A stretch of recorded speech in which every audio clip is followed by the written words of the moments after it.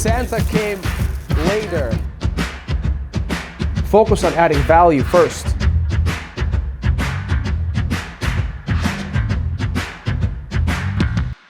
Today, we are at our headquarters at Brait Capital. We are sharing with the students our contracts, our forms, the standard operating procedures. We really show them how it's all done, the magic of the kitchen of value-added real estate finance. And I'm super excited to share and empower them to take action and improve their lives. One of the things that are most important to me is sharing values first and foremost, because it is in the values that you can uncover your true potential, because the impact you have on others is the highest currency there is. So if they learn the skill, combining it with the values and the concept always adding value, that's how they can actually achieve fully purposeful life and happiness and joy of living.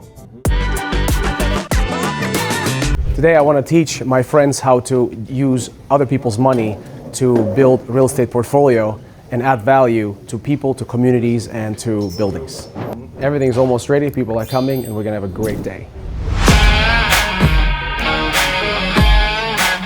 This is Santa came later. People come into our lives for all sorts of reasons. Some teach us life lessons we never forget. Some nurture us and help us become better people. Some simply love us with all our hearts.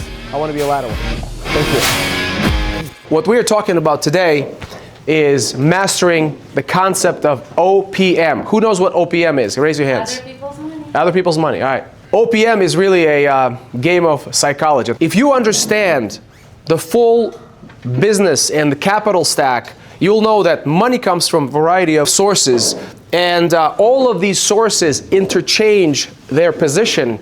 And if you understand the capital stack to the fullest, you'll be able to change things around. The biggest misconception I had when I was sitting in the room right there, I thought everybody is my competition. I thought everybody wants to take the same deal, and I want to sit quietly and not share my deal in the beginning. Then I realized your investors, other people's money right here in your room. Many lenders will give you money to buy the property. Conventional thinking is that the lenders will give you 75%, 80% of the deal. Right? However, some lenders will give you 100%. And there is this magic. I've done deals where I walked away from a closing with a $560,000 where a lender financed more than I needed to buy the property. And it was legit, legal, and ethical. This right here is the most important diagram for you to understand. Who knows what this is? Raise your hands. All right, capital stack. You see this right here, this pyramid? The pyramid represents the money you need to buy a property. Why is it a pyramid and not a square? Because this at the bottom represents the highest amount of capital you need to buy a property. This is the second highest, right? Third and fourth. Let's start with senior debt. I find Rafik absolutely brilliant. He has so many ideas and he lays everything down to make you understand how it is possible. I love it. Have to find capital. Have to make the seller your best friend. To just fall in love with you and want it to be part of the deal. I wanted to learn this commercial real estate investing for a long time, and I kind of been looking. So it's actually surprisingly that I found it. I wish I found Rafik earlier. He trained my eye to see the deals. So now every time I drive, I walk, I see, I'm like, oh, this is an opportunity. And now I'm striving to make those opportunities to become one of my investment properties. Senior debt is your bank lender, your private lender, bridge lender, hard money lender. What senior debt means, senior by itself means that they have seniority against the collateral. For that reason, senior debt has the lowest risk and lowest interest return. Right now, you can get senior debt anywhere from 6.25% to about 7.5% interest with local banks. Who works with senior debts right now? Who borrows money from banks? So raise your hands. 1, 2. Do you have any deals? Who's got deals? All right, so you got it? Senior debt. So you need to understand now, if you have a relationship with a senior debt lender, magic happens. Okay? Senior lenders, like anybody else, have problems. Kevin, my friend, took a property in foreclosure. He lent somebody a first mortgage against the property, and the foundation was cracked. And they couldn't work on it. So these guys walked away. And Kevin is a good guy. He doesn't want to sue anybody. He just took the property. He calls me. He says, Rafik, I'm in Colorado, in Minneapolis. Can you help me with this? I called my Belarusian friend, Efim. Can you look at it and can you fix it for him and see if we can help the guy? Fima went to look at it and says, you can't fix this house. Foundation is cracked. You got to demolish and start over. So Fima says, I can build him a triplex on this property. And triplex is going to cost $450,000. And I said, can you do me a favor? Can you take care of Kevin to the extent, charge him a fee, $50,000 fee, do everything cost plus a fee, and then make sure to deliver him as much savings as possible. So, and here's the moral of the story. Fima, he finishes the project, gets his $50,000 and calls me 6 months later, says, Rafik, I have $17,320 left. What should I do with it? Wow. And he was thinking, maybe we split the money. Two of us, right? Hey, nice lunch money, right? I'm like, all right, perfect opportunity to impress a senior lender. Call him and say, hey guys, just so you know, I got my $50,000, here's your 17 grand. Now, Kevin, high net worth individual, invested $600,000 with me on a property over there in Goodyear. We made $1 million. Kevin lent me $5 million in mezz and pref equity over the past 5 years. And Kevin is not just a senior lender anymore. He's my friend, he's my partner, he's my anything. Because he now knows my vibration, and if Efim's vibration, that we are that kind of guys. And that's the magic. Selflessly helping others. In 2009, when there was a lot of distress, people were taking properties back. A lender calls, Rafik, you have a management company, can you help me out? I'm like, no problem, boom. I go and fix everything. I manage the properties, I paint. Now, we charge money for it. It's not like, we're not a Mother Teresa, but we did it with the intention of helping and not like maximizing our profits. And my credit was destroyed. It was a really, really bad time for me. But the lenders, despite my credit, kept lending me money because they knew my character, they knew the situation. So you got to understand that there's a lot of that psychology that goes into this. A lot of good information about commercial real estate, great presentation from Rafik. He's a great guy, really smart. He's rich, but at the same time, he like in our level. Do not be scared, take some deal and keep going and learn at the same time. He tried to help like people who just like started, who just like want to learn, and he given like a lot of good deals for us. So mezzanine debt. What is mezzanine debt? Mezzanine debt, sometimes called junior debt, is when the first mortgage is taken. Somebody will give you either a second mortgage and put a mortgage up against the property, or you will pledge membership units in your LLC as a collateral. That's the most amazing instrument for you to make money. Using the mezzanine debt phenomenon, I've made millions and millions of dollars. Why? I bought a property for, so mezzanine debt, I also sometimes call it dequity. And I think I'll go in detail later. Mezzanine debt can be private individuals. Usually mezzanine debt is a guy like me who has real estate experience, who wants to deal but it didn't get it. So I'll just make a little bit of profit on your deal. Sometimes if you're dealing with large transactions, like a $100 million transaction, mezzanine debt is always an institutional. But for me, in our deals, mezzanine debt is always going to be a private individual, like a doctor or some lawyer who has capital, and they want to secure it. It's not a pref equity, because pref equity you can lose. On mezzanine debt, you have some security. I understand it as a second mortgage. Yes, second mortgage is only one part of it. Mezzanine in the commercial real estate, if the bank says you cannot put a mortgage against a second mortgage, some banks say, I don't want you to put second mortgage, then instead of getting a mortgage as a security, they pledge membership units in the LLC as a security. I always measure like a percentage for the mezzanine debt. Anywhere from 10 to 20%. Sometimes when you buy a distressed property, the senior debt will say, look, I will only give you 60%. That's when you need mezzanine debt for like 20, 30% or 20, whatever, yeah?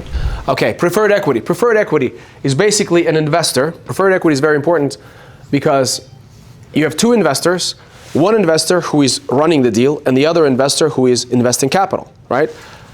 The first guy is a common equity. This lady is a pref equity. On a pref equity, she says, look, I'll give you $100,000 for your deal, but first 8% comes to me, and then we split the rest. Why? Because if he doesn't make any money and he only makes 5% on the entire deal, then she gets 2.5% and he gets 2.5%. Not fair for her because she put up the money. So if you have a deal and you believe in it, you got to give me preferred treatment to my capital so that I at least get more than you do if you screw up. Very important. Preferred equity is a very, very good instrument. We do a lot of preferred equity. Every time we raise capital, we say, look, alignment of interest. I'm not going to make any money until you get 8%, 10% on your money, and then I'll get the split of profits. And then for them, it's like, oh, well, okay, at least even if they screw up, I'll make some return. But preferred equity does not offer any collateral. And so preferred equity is very risky because if the guy doesn't know what he's doing and he loses the property to a bank, it'll get wiped out. And then common equity. And common equity is basically money that you put in. There's no preference. You need to really understand equity and debt interaction and always be able to sell sellers and private individuals in this basically schedule. So here's one of the most important things, okay?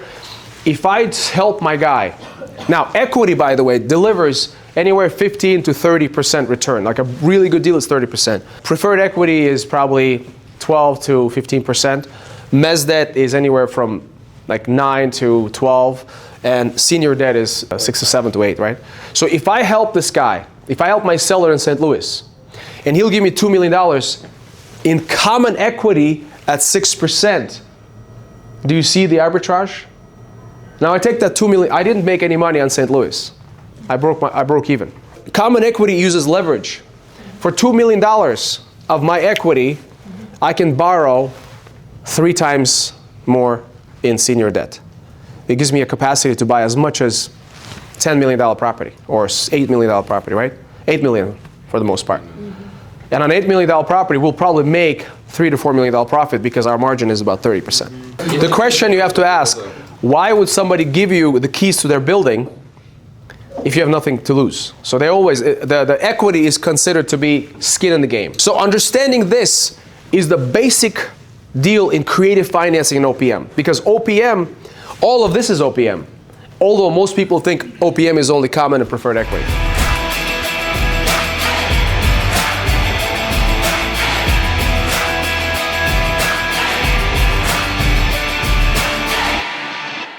So the mindset. One of the things that is very important, and at least it's my approach. Everybody's got their own approach, and you know, Grant Cardone has his approach. Everybody has an approach. My approach is very simple. Focus on adding value first. Focus on putting the wood in the fire first, and then expect the heat, not the other way around. Don't chase money. Don't find a way to add value. Become a person of value, and you will always win. All right. So networking. One of the things I need to understand is that action. One of the books I want you all to read is 10x. I think 10x Mindset or 10x by Grant Cardone. Whatever you do 10 times more. You have a plan for 10 years, try to do it in 6 months. I know it's kind of a crazy thing, but if you adopt that mentality, Taj Stevens, you'll make some money. You know what I'm saying? I don't want you to become a millionaire at 70, bro. I want you to become a millionaire now. 100%, because like Rafik says, one handshake, one meeting can make a difference of who you know and how you can achieve the goals that you have set up for you. So absolutely, I think Rafik is brilliant. I like that he is, even though he's brilliant, he has a lot of humility, and you can sense that. And I think that's what appeals to him because it makes you relatable.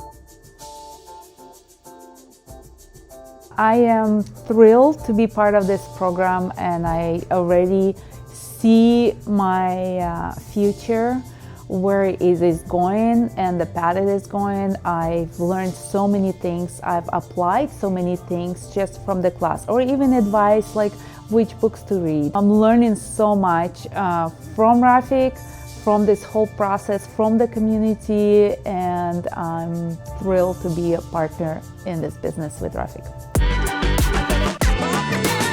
Let's talk about the number one rule of other people's money. You guys know what the number one rule of other people's money? Save money. Save money? Okay. Never lose principal investment. You lose principal investment, you're out of business. What's the number one rule of OPM? Get profit. No, I repeat. OPM. Other people's money. No. Number one rule of other people's money is to never lose principal investment. Never lose principal. What's the rule number two of other people's money? You guys know? Pay interest. No. Refer to rule number one. That's it. There's no rules. Never lose money. Period. Never lose money. It was so exciting to welcome all of our students in Minneapolis.